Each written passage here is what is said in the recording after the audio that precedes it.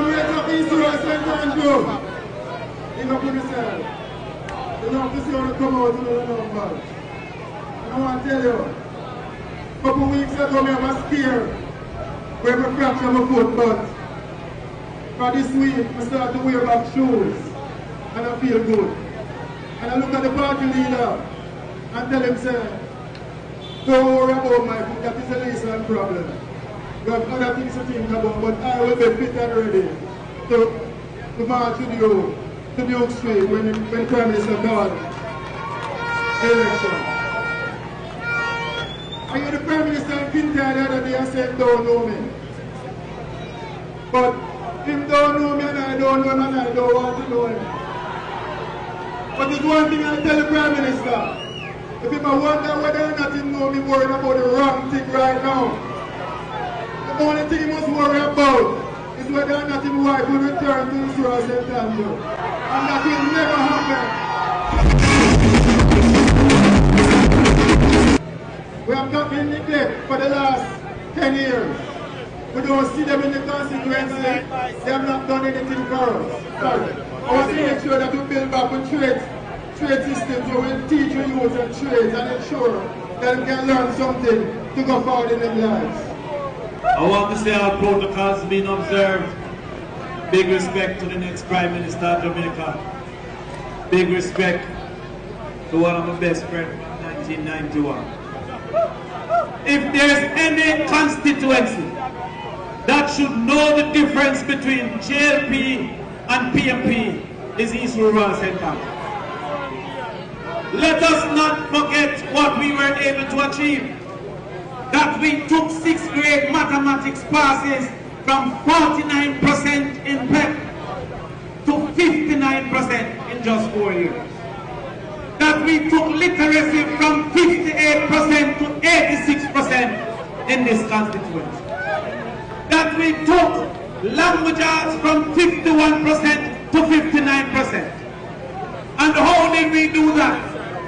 We had our mommy and me classes where we had extra class for both the mother and the child, so the mother could help the child with their homework. How we did that was to hire 12 teachers on the cheap for literacy every Saturday in every school.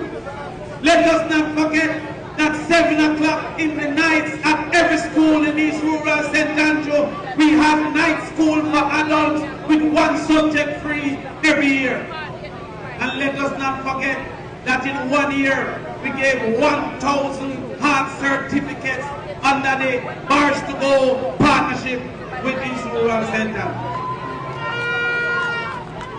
Let us also not forget that we built a state-of-the-art education center that had solar power, that had its own library, that had all the computers that it needed. And in 2 years, the JLP turned it into a police station and removed it from our education station. If there is one thing that we can say this song that the PNP have means to us, is that everything when them broke down, we have a building. I want to say a special word of big and respect to the 2 candidates for those 2 constituencies. Comrade Philip Falwell, now a veteran in the business, a man who has served over many years, loyally and with distinction, a man who has proved himself as a minister of government capable of making transformational change happen in his portfolio. I want to also big up our new candidate for East Rural St. Andrew. He has been working hard on the ground for 2 years.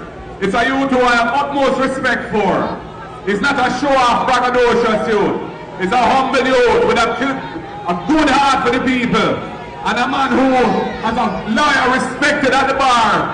He is a lawyer who has proved himself capable of representing people well in their legal matters. I have no doubt that when you vote him in as your member of parliament, he will be able to show you good representation in the matters of the people. I know he wants to serve you well. I know he has plans for your upliftment, and I can assure you, he will have my full support. Comrades, I just want to mention a couple of the things that we've been looking at in terms of how we're going to transform the Jamaican economy.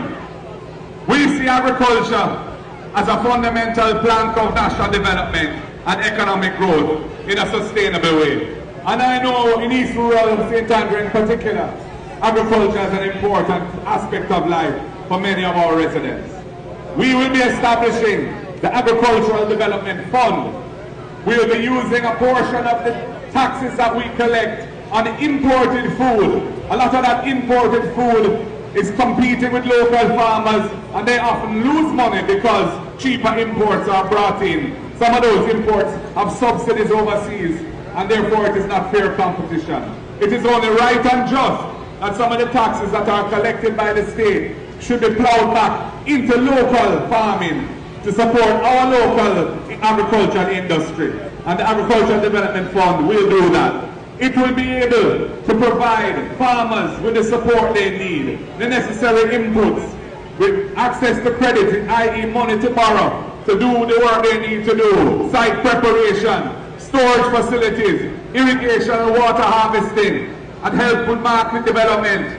All of these things are going to be focused on by our next government when we form government, to try and take agriculture in Jamaica to a next level. Right now it is at about 9% of GDP, and we want to try and take it well into the teens and upwards, because we recognize that we are in an era where we have to take food security very seriously. But they know already that one seat can win, two seats can win. We have to have a majority, and so the people of East Kingston know their responsibility. We have to make sure that Cromwell Patrick Peter can come through. That's our responsibility. We have to make sure that Cromwell Patricia Duncan so that Duncan comes home. That's our responsibility. We have to make sure that Ryan Williams from Western St. Thomas comes home. That's our responsibility. And very importantly, we have to make sure that Comrade Rose Shaw from Eastern St. Thomas comes home. Because next time we go to Parliament, when we're walking up Duke Street, the Prime Minister of Jamaica will be Mark Jefferson Golden.